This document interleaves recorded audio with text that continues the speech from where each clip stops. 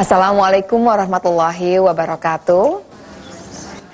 Alhamdulillahirrabbilalamin. Puji dan syukur kita panjatkan kehadirat Allah subhanahu wa ta'ala, yang karena kasih sayangnya hari ini kita bisa berjumpa kembali dalam tafsir Al-Misbah mengenal surah Al-Baqarah bersama Bapak Quraish Shihab. Yang memasuki hari ke-7 ini, insya Allah kita akan mengkaji lebih jauh surat Al-Baqarah yang akan kita mulai dari ayat ke-124. Di mana dalam ayat-ayat ini nanti akan diceritakan mengenai kisah Nabi Ibrahim alaihissalam, dan di mana di sana juga diceritakan mengenai keistimewaannya. Salah satunya mengenai bahwa Nabi Ibrahim diangkat menjadi seorang imam dan keturunannya pun banyak yang diangkat menjadi nabi dan rasul. Tapi apa yang dimaksud dengan imam di sini nanti akan dijelaskan lebih jauh oleh narasumber kita, Pak Quraish Shihab. Assalamualaikum warahmatullahi wabarakatuh, Pak Quraish. Waalaikumsalam warahmatullahi wabarakatuh. Dan seperti biasanya di sini selalu ada panelis yang nanti barangkali mau menanyakan lebih jauh mengenai penjelasannya Pak Quraish. Yang pertama ini adalah Bapak Dr. Andes Haji Ahmad Zaki Salim, pimpinan pesantren Terpadu Hayatin Thayyibah Sukabumi. Assalamualaikum warahmatullahi wabarakatuh. Kemudian ada Mbak Ika Rohila, ini peserta program Pasca Sarjana Psikologi Universitas Indonesia. Assalamualaikum warahmatullahi wabarakatuh. Dan yang terakhir ini ada Pak Joni Syatri dari staf Badan Litbang Departemen Agama Republik Indonesia. Assalamualaikum warahmatullahi wabarakatuh. Nah, kebetulan ibu-ibu yang sudah hadir pagi ini pengajiannya cukup banyak. Pertama ada pengajian Raudatul Muttaqin dari Kota Sukabumi. Assalamualaikum ibu-ibu. Iya, kemudian juga ada pengajian Ikatan Istri-Istri Dokter Kota Sukabumi, dan juga ada pengajian Ar-Rahmah, ini yang paling dekat dengan kita ini dari Pondok Indah. Assalamualaikum warahmatullahi wabarakatuh. Senang sekali semuanya sudah bisa hadir. Terima kasih atas kehadirannya. Tapi sebelum kita mulai mendengarkan penjelasan dari Pak Quraish Shihab, kita akan break sejenak. Nanti kita akan mulai penjelasannya setelah jeda iklan berikut ini.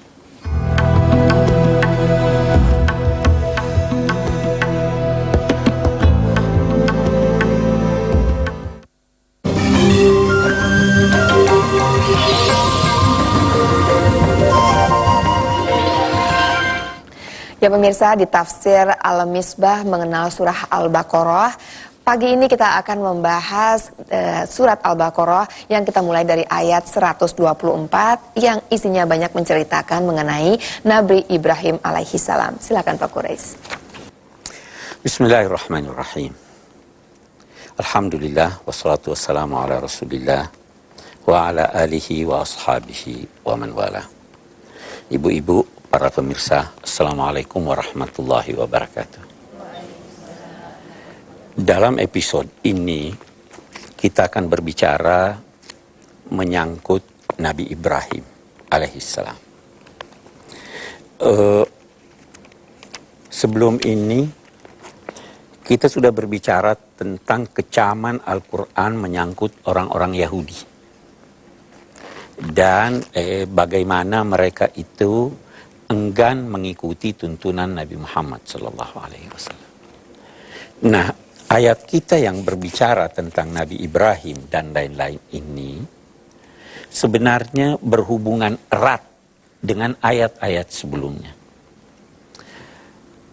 Umat Islam berbeda dengan orang-orang Nasrani, berbeda dengan orang-orang Yahudi, ya kan? Tapi sebenarnya ada yang bisa mempersatukan mereka. Yang bisa mempersatukan mereka itu adalah kalau kita tiga agama ini bisa menyatu dalam tata cara hidup Nabi Ibrahim. Karena orang Yahudi menghormati Nabi Ibrahim. Orang Nasrani menghormati Nabi Ibrahim. Kaum muslimin menghormati Nabi Ibrahim. Jadi kalau kita berselisih, mari kita kembali ke apa yang kita sepakati itu. Nah, maka dalam ayat yang akan kita jelaskan ini, Allah berfirman menggambarkan bagaimana bisa terjadi pertemuan itu dengan menyatakan a'udzubillahi minasyaitonirrajim, bismillahirrahmanirrahim, wa idza btala Ibrahim rabbuhu bikalimatin fa atammahunna. renung-renungkanlah peristiwa ketika Allah Subhanahu wa Ta'ala menguji Nabi Ibrahim dengan sekian kalimat. Yang dimaksud dengan kalimat adalah perintah dan larangan. Fa'atammahunna. Maka Nabi Ibrahim melaksanakan perintah itu, menjauhi larangan itu secara sempurna. Ya kan? Oke. Setelah Nabi Ibrahim menyempurnakan perintah dan larangan Allah, Allah kemudian berfirman kepadanya, Inni ja'iluka linnasi imama. Saya, Tuhan, akan mengangkat kamu sebagai imam. Imam itu seakar dengan kata Apa artinya Ibu. Anak selalu tertuju matanya kepada ibu.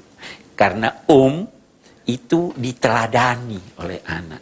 Tertuju matanya kepadanya. Maka imam juga begitu.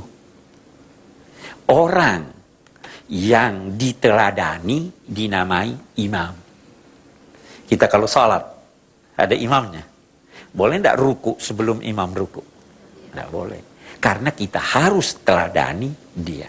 Nah, Allah Subhanahu wa Ta'ala menyatakan, Hai Ibrahim, saya akan mengangkat kamu sebagai teladan untuk umat manusia. Nah, kita berhenti sejenak, lihat. Ini Nabi Ibrahim diangkat sebagai teladan, diangkat sebagai pemimpin, sebagai imam. Melalui ujian atau tidak? Jangan gampang-gampang angkat orang sebagai pemimpin. Harus diuji terlebih dahulu. Nah, ini sekarang sebenarnya sudah mulai ada itu, ya kan? Ada ujian, tes kelayakan. Layak nggak dia jadi pemimpin atau tidak? Sayangnya, ujian dan tes sekarang ini pada umumnya hanya teori. Kita tidak lihat prakteknya.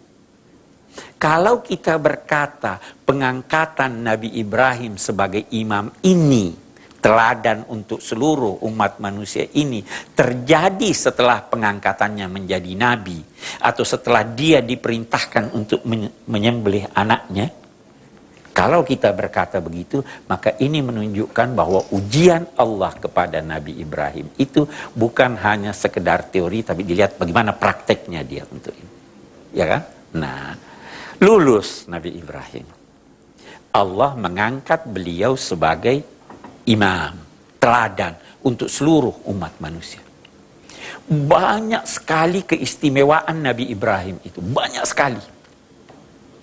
Sedemikian banyaknya sehingga Nabi Ibrahim dinamai oleh Al-Quran ummah. Kalau saya berkata umat itu satu atau banyak? Banyak. Nabi Ibrahim itu sendiri umat, dalam arti banyak sekali keistimewaannya. Kalau keistimewaan itu dibagi-bagi pada banyak orang, semua bisa dapat. Jadi dia sangat istimewa. Dia teladan. Nabi Muhammad juga berkata, millata abikum Ibrahim. Cara hidup yang saya ajarkan ini adalah cara hidup Nabi Ibrahim. Apa puncaknya? Mengakui keesaan Allah Subhanahu wa Ta'ala. Nanti rinciannya banyak, menghormati tamu, membersihkan diri. Oh, banyak sekali itu, ya kan? Oke, kita kembali kepada ayat kita. Wa idza btala Ibrahim rabbuhu bikalimatin faqtammahunna qala inni ja'iluka lin-nasi imama. Qala wa min dzurriyyati. Sewaktu Nabi Ibrahim diberitahu bahwa kamu akan saya jadikan teladan, wahai Nabi Ibrahim, beliau bermohon, ya Allah, anak cucu saya jadikan teladan juga. Ya kan? Allah menjawab, la yanalu ahdiyaz zalimin. Perjanjianku ini mengangkat kamu sebagai imam, teladan, tidak bisa mendapatkan, menemui orang-orang yang berlaku zalim. Apa maknanya sekarang? Kita lihat. Nabi Ibrahim bermohon agar anak cucunya juga dijadikan teladan. Allah menjawab, yang zalim tidak akan bertemu dengan perjanjianku. Itu mengisyaratkan ada enggak keturunan Nabi Ibrahim yang zalim? Hah? Ada ya? Kita lihatlah nanti. Ya, Bani Israel kan keturunannya toh. Sebahagian dari mereka itu kalau mau dijadikan sebagai pemimpin dan teladan tidak wajar. Nah, yang kedua yang saya ingin jelaskan di sini begini. Kita lihat ini redaksi ayat ini. La yanalu ahdiyaz zalimin. Tidak akan mendapatkan, tidak akan ditemui oleh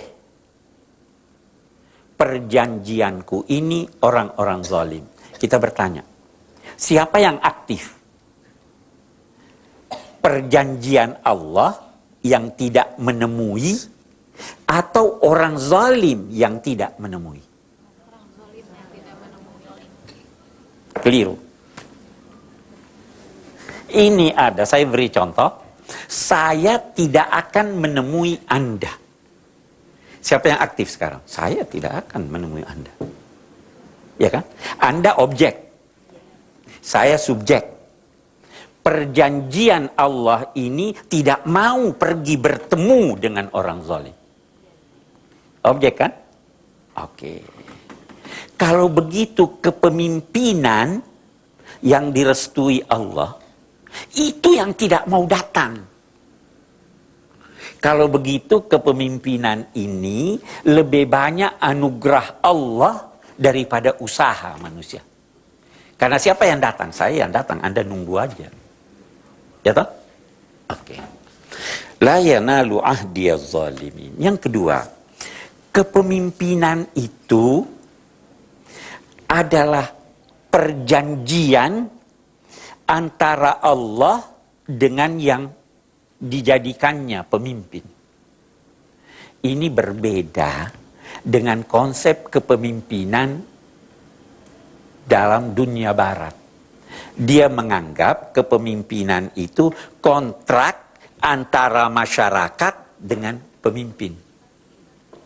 Kalau dalam Al-Quran, di samping dia kontrak antara masyarakat, kita juga punya kontrak dengan Allah Subhanahu wa taala. Ini yang dimaksud la yanalu ahdi az-zalimin. Baik, kita lanjutkan. Wa iz ja'alnal baita masabatan lin-nasi wa amna. Cobalah renung-renungkan. Fikirkan. Kami telah menjadikan al-bait. Apa artinya al-bait? Rumah ya. Oke. Yang dimaksud di sini Ka'bah. Itu sebabnya dinamakan rumah Allah Ka'bah. Kita lihat secara umum. Rumah itu tujuannya apa? Kalau kita keluar malam, gelisah, mau istirahat, kembali ke rumah. Kalau kita gelisah, mau tenang, kembali ke rumah. Ka'bah itu bait. Kalau Anda gelisah, mau dapat keamanan, ke sana. Ya. Wa iz ja'alnal baita, baru dikatakan masabatan linnas. Masabah itu punya makna banyak sekali. Saya akan sebut satu dua. Pertama, masabah, kalau kita artikan terambil dari kata sawab, itu artinya ganjaran. Kami jadikan bait Ka'bah ini sebagai tempat memperoleh ganjaran dari Allah Subhanahu wa taala. Ya kan? Kalau orang haji umrah. Yang kedua, masabah tempat berkumpul. Orang-orang dulu zaman ini keluar, di mana dia punya meeting point? Di Ka'bah. Kita ketemu di Ka'bah. Ada lagi yang mengartikan masabah itu artinya tempat orang kembali karena rindu padanya. Sekarang kan banyak yang begitu. Wa ja'alnal baita masabatan linnas, baru lanjutnya wa amna, kita akan lanjutkan sebentar lagi. Ya pemirsa, kita kembali di tafsir Al-Misbah mengenal surah Al-Baqarah. Dan kita teruskan lagi keterangan dari narasumber kita, Pak Quraish Shihab, mengenai kisah Nabi Ibrahim alaihissalam. Silakan Pak. Baik, kita lanjutkan. Wa iz ja'alnal baita masabatan linnasi wa amna. Kita sudah terangkan apa artinya masabah. Tempat memperoleh ganjaran, tempat berkumpul, atau tempat yang menjadikan orang selalu rindu kembali ke sana. Selanjutnya, wa amna. Kata amna bukan tempat mendapat keamanan, tetapi keamanan itu sendiri. Beda kan? Kalau tempat terbatas, tapi kalau amna itu keamanan secara keseluruhan. Di sana, di Ka'bah itu aman. Nah, ulama-ulama berbeda pendapat. Ada yang menyatakan firmannya amna adalah perintah kepada seluruh manusia agar kota ini dijadikan kota aman. Karena itu, kalau misalnya ada pembunuh, walau pembunuh keluarga Anda yang datang berlindung ke Ka'bah, Anda tidak boleh ganggu dia. Karena itu adalah tempat aman. Allah memerintahkan, jadikan tempat itu tempat yang aman. Nah, ya kan? Ada yang berkata memang tidak diperintahkan. Memang Allah jadikan itu tempat aman. Sehingga siapapun yang ke sana bisa melupakan semua problemanya karena dia berkaitan dengan Allah Subhanahu wa taala. Oke. Wa amna, baru dia katakan wattakhidhu min maqami Ibrahim musalla. Dulu maqam Ibrahim itu yang saya terangkan dulu, maqam Ibrahim itu ada yang berkata itu batu yang depan Ka'bah yang ada bekas telapak kaki Nabi Ibrahim. Ada yang berkata maqam Ibrahim itu tempat berdirinya Nabi Ibrahim. Pasti Nabi Ibrahim tidak hanya berdiri di sana. Dia berdiri di seluruh Ka'bah waktu beliau bangun. Ada yang berkata lebih luas lagi. Tempat berdirinya Nabi Ibrahim itu waktu dia haji pasti di Arafah, pasti di Mekah, pasti di Mina. Itu semua bisa menjadi pengertian dari maqam Ibrahim. Nah, tetapi pada umumnya orang mengartikan maqam Ibrahim itu yang sekarang berada di dalam kaca. Ya, yang kita lihat bekas telapak kaki Nabi Ibrahim. Oke. Dulu ini hampir berdempet dengan Ka'bah. Jadi ada orang-orang yang tidak mau sholat di belakang situ. Karena dia anggap tidak langsung melihat Ka'bah. Nah, Sayyidina Umar mengusulkan, bagaimana kalau tempat ini kita jadikan tempat sholat? Maka turun ayat ini menyetujui usul Sayyidina Umar. Wattakhidhu, jadikanlah maqam Ibrahim itu sebagai tempat sholat. Itu kalau kita artikan maqam Ibrahim dengan tempat itu. Nah, itu sebabnya biasa orang habis tawaf, lantas sholat di belakangnya. Sebenarnya, kalau kita ambil pendapat ulama lain bahwa seluruh masjid adalah tempat sholat, tidak harus berdesak-desakan di situ sholat. Mau sholat kiri, kanan, belakang, bahkan mau sholat di rumah pun bisa. Atau di hotel. Karena tempat maqam Ibrahim, tempat beliau. Ya kan? Oke, kita lanjutkan. Wa ahidna ila Ibrahim wa Ismail an tahhira baitiya lit-ta'ifina wal 'akifina war ruk'is sujud. Kami perintahkan kepada Nabi Ibrahim dan Nabi Ismail, putra beliau, bersihkanlah rumahku. Jangan sampai dia kotor, jangan sampai dia najis, jangan sampai ada berhala. Tahhira baitiya untuk digunakan oleh orang-orang yang tawaf, oleh orang-orang yang i'tikaf, oleh orang-orang yang ruku dan sujud. Itu perintah Allah. Kata ulama, walaupun ayat ini ditujukan kepada Nabi Ibrahim dalam konteks Ka'bah, sebenarnya itu perintah untuk setiap orang membersihkan dan mensucikan rumah Allah sehingga bisa dipakai untuk sholat, bisa dipakai untuk tawaf tidak ya. Nah, bisa dipakai untuk i'tikaf, bisa dipakai untuk ruku dan sujud. Wa idz qala Ibrahim rabbi ij'al hadza baladan amina.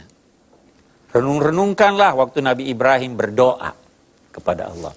Ya Allah, Tuhanku, jadikanlah negeri ini negeri yang aman. Apa maksudnya? Kan tadi di atas sebelum ini Allah sudah berkata bahwa ini aman. Ya toh? Ini maksudnya jadikan keamanan itu bersinambung seterusnya sampai akhir zaman. Ya kan? Oke. Warzuq ahlahu minas samarati man amana minhum billahi wal yawmal akhir. Dan anugerahilah penduduknya dari aneka buah-buahan, tetapi siapa yang percaya di antara mereka kepada Allah dan hari kemudian. Nabi Ibrahim berdoa supaya diberi rezeki kepada orang yang percaya saja. Ya kan? Apa jawaban Allah? Boleh enggak kita berdoa, ya Allah ini negara Indonesia biar yang menikmati hanya orang Islam saja. Boleh begitu atau tidak? Tidak boleh. Apa buktinya tidak boleh? Allah menyatakan, menegur Nabi Ibrahim. Allah berfirman, Qala wa man kafar fa umatti'uhu qalila. Yang kafir pun saya akan beri dia kesenangan. Yang kafir pun saya beri kesenangan. Tapi istilah Al-Quran, umatti'uhu. Mata itu adalah kesenangan yang bisa diperoleh dengan mudah, tetapi pergi dengan mudah, dan ada yang lain yang lebih bagus dari itu. Hei Ibrahim, jangan berdoa hanya untuk kau punya kelompok. Berdoa juga biar merata rezeki ini. Umatti'uhu qalila. Saya beri dia kesenangan, tetapi cuma sebentar. Sebentarnya itu kapan? Hanya di dunia. Tsumma attarruhu. Kemudian saya paksa dia mati.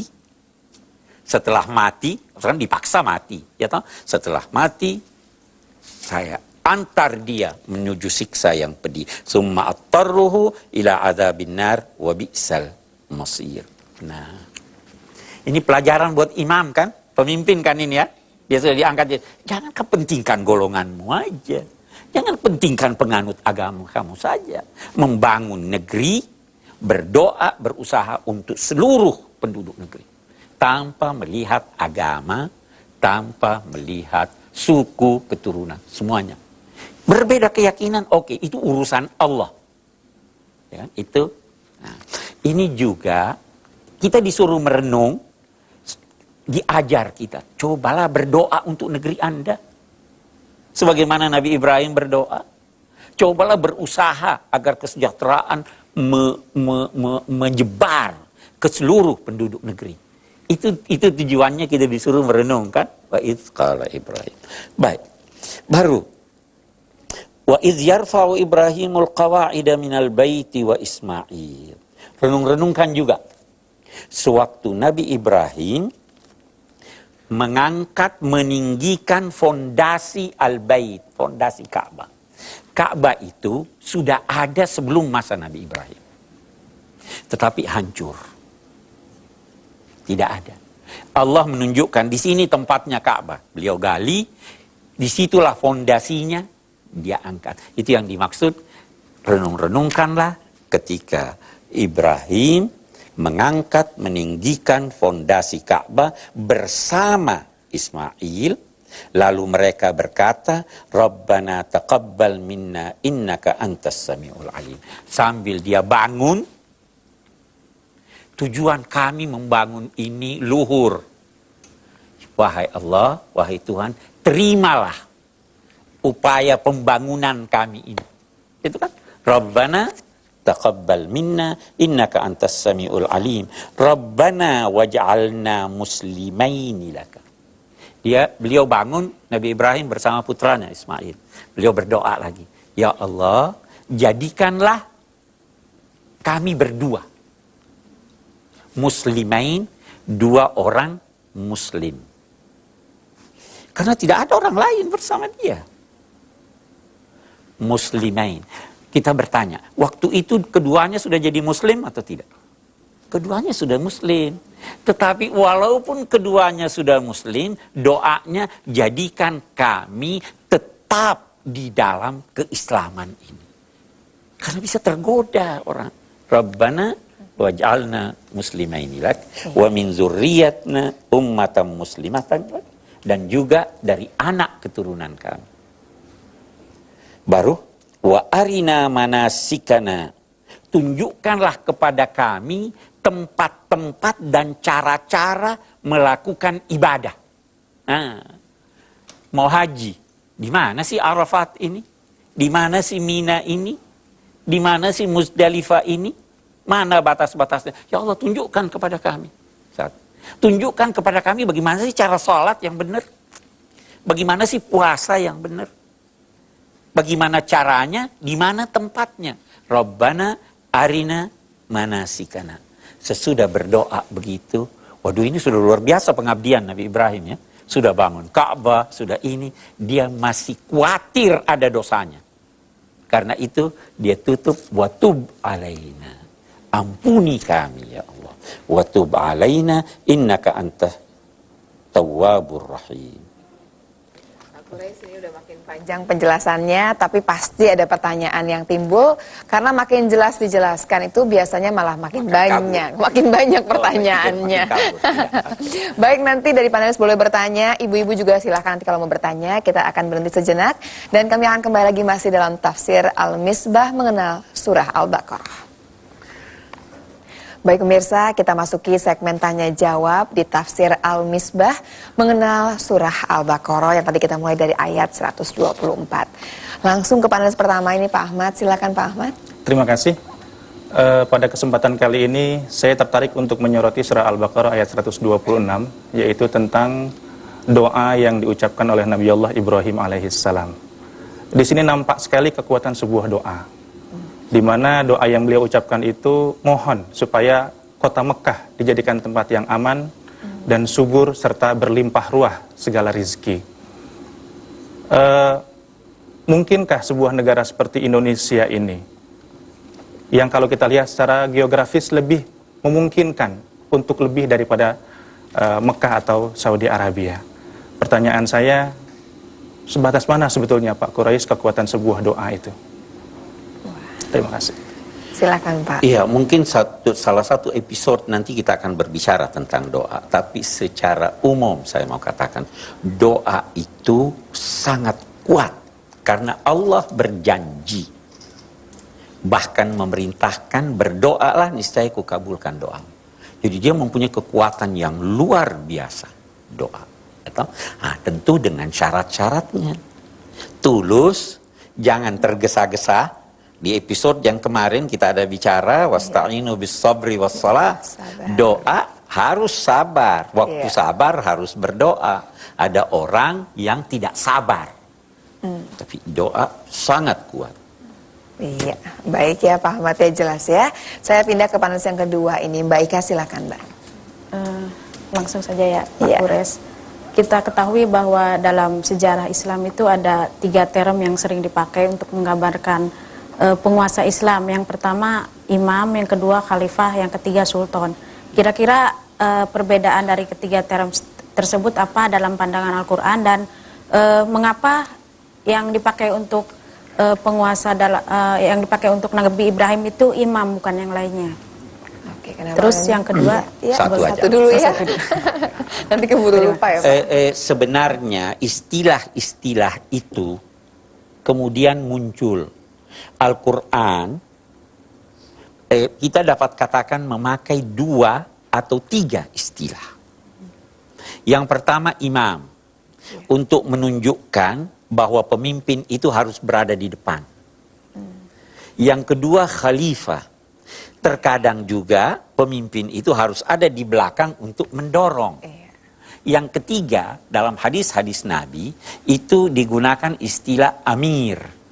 Amir itu adalah suatu kata yang bisa berarti subjek, bisa berarti objek. Amir, dia yang memerintah. Tetapi itu sebagai subjek. Tetapi dia juga diperintah.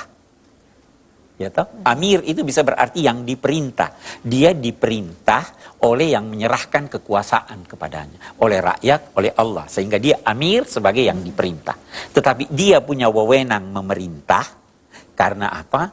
Karena dialah yang menetapkan sesuai dengan aspirasi masyarakatnya. Itu 3 istilah. Tapi kalau lantas sultan tidak ada di dalam Al-Quran yang menunjuk bahwa itu istilah baru yang dikemukakannya. Saya kira jelas. Jadi pemimpin itu sekali di depan, sekali di belakang. Ki Haji Dewantara itu mencetuskan itu kan. Iya. Kalau tadi sudah ada 2 penanya dari 2 orang panelis, kita lanjutkan kepada panelis kita yang ketiga, Pak Joni. Silakan, Pak. Baik, terima kasih. Dari penjelasan Ustadz tadi, kita melihat bahwa kepedulian Nabi Ibrahim begitu besar terhadap kondisi generasi yang mendatang. Nabi Ibrahim memohon pada Allah agar keturunannya diberi kedudukan yang mulia, kemudian kesejahteraan hidup. Nah, yang ingin saya tanyakan Ustadz, menurut ajaran Islam atau dalam Al-Quran, sejauh mana sih sebetulnya tanggung jawab pemimpin itu terhadap nasib generasi mendatang gitu? Kemudian apa pelajaran yang bisa kita ambil dari apa yang sudah dicontohkan oleh Nabi Ibrahim ini? Iya, lumayan panjang ya Pak Ustadz. Iya, kalau kita mau panjang bisa panjang sekali. Iya. Ya. Nah, jadi begini, Al-Quran mengajar kita untuk melihat lebih banyak ke masa depan daripada masa lalu.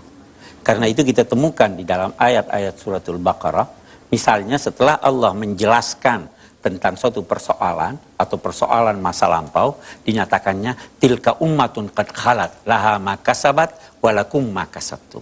Itu generasi yang sudah lalu. Mereka bertanggung jawab atas apa yang mereka lakukan. Tapi kamu juga bertanggung jawab atas apa yang kamu lakukan.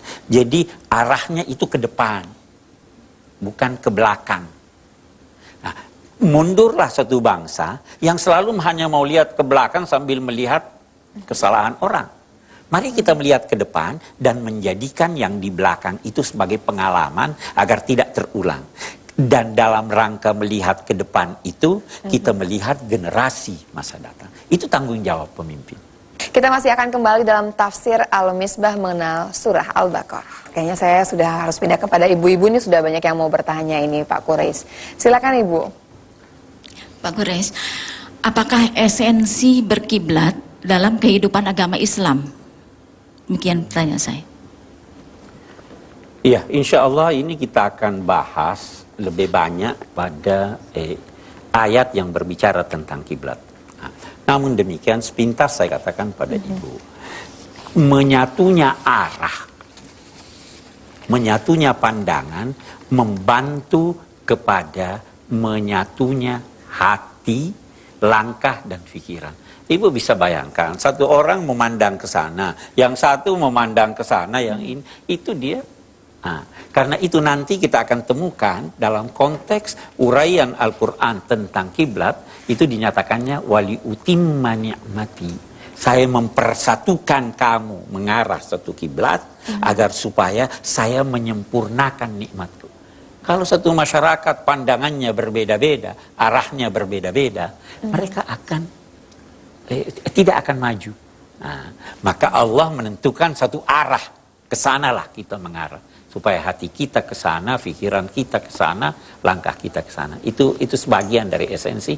Mudah-mudahan satu waktu kita akan jelaskan lebih banyak. Oke, Bu. Iya, rasanya nih masih ada cukup waktu nih ya untuk bertanya lagi. Ada lagi yang mau bertanya, silakan.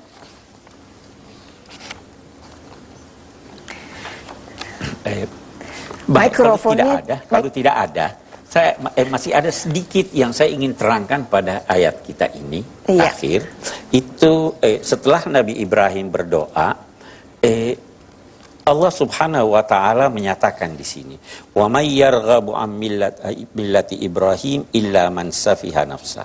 Siapa yang tidak senang kepada cara hidup Nabi Ibrahim, maka mereka itu adalah orang-orang yang memicikkan pandangannya picik, bodoh. Kenapa? Dia mengakui keesaan Allah. Dia percaya adanya hari kemudian. Dia sangat memperhatikan generasi mendatang. Beliau sangat-sangat menghormati tamu. Beliau sangat bersih. Beliau banyak. Siapa yang benci kepada itu? Baru dinyatakannya yang terakhir. Walaqad istafainahu fid dunya. Kami sudah memilih Nabi Ibrahim untuk menjadi pilihan di dunia. Iya. Tapi dia lanjutkan, wa innahu fil akhirati laminas sholihin. Dan di akhirat nanti beliau termasuk kelompok orang-orang yang soleh. Kenapa ini ada kata innahu fil akhirat? Karena ada orang yang dipilih di dunia sebagai pemimpin, sebagai tokoh, sebagai teladan. Tetapi di akhirat dia Belum tentu belum ya. tentu. Ya kan? Karena itu Al-Quran menyatakan di dunia dia terpilih dan di akhirat dia terpilih. Sekarang kan banyak orang yang meneladani orang yang nggak benar ya. Banyak orang hebat ya. Iya. Belum tentu yang hebat di dunia Hebat juga di akhirat. Saya kira itu Nabi Ibrahim. Iya. Rasanya kita sudah mesti masuk ke dalam kesimpulan nih Pak Quraisy. Oke. Kesimpulannya. Yang pertama, jangan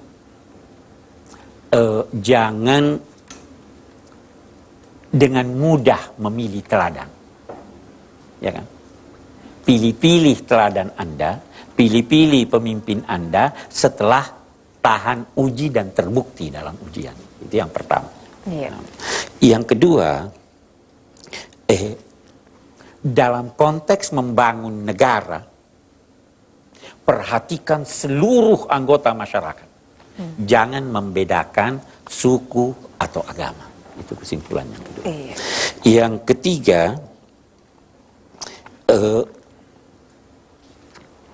perhatikanlah, berdoalah kepada Allah Subhanahu wa Ta'ala. Selalulah prihatin terhadap dosa yang dilakukan, walaupun Anda sudah banyak beribadah dan mengabdi kepadanya. Nah, yang terakhir itu tadi, kesimpulan terakhir, belum tentu orang yang terkemuka di dunia, terkemuka juga di akhirat. Oke. Tapi kalau rasanya kemudian saya mau mengulang sedikit, mungkin apa yang kita pelajari, kita kaji hari ini sangat relevan dengan apa yang kita alami sehari-hari nih Pak Quraisy ya. Apalagi kita tahu bahwa sebetulnya sekarang pemilihan pemimpin itu secara langsung. Jadi masing-masing di antara kita ini punya suara sendiri-sendiri. Karena itu kembali bahwa dalam Al-Quran pun sudah ada tuntunannya untuk memilih pemimpin yang baik. Mudah-mudahan pemimpin yang dipilih ini pun kemudian juga pemimpin yang baik untuk di akhirat begitu ya Pak Quraisy ya. Tapi satu lagi juga untuk pemimpin barangkali kalau kebetulan pemirsa di rumah merupakan pemimpin di negara ini barangkali ya Pak Quraisy ya, itu pun juga banyak kemudian tanggung jawabnya Pak Quraisy. Dan sama sekali tidak boleh kemudian membedakan golongan. Apapun agamanya, apapun suku atau rasnya begitu ya Pak Quraisy ya. Ya rasanya hari ini kita belajar cukup banyak. Insya Allah besok kita bisa mengkaji lebih jauh mengenai surat Al-Baqarah ini. Tapi sebelumnya saya ingin mengucapkan terima kasih selain kepada Pak Quraisy, pada ibu-ibu di sini juga pada panelis kita yang sudah tadi bertanya ya.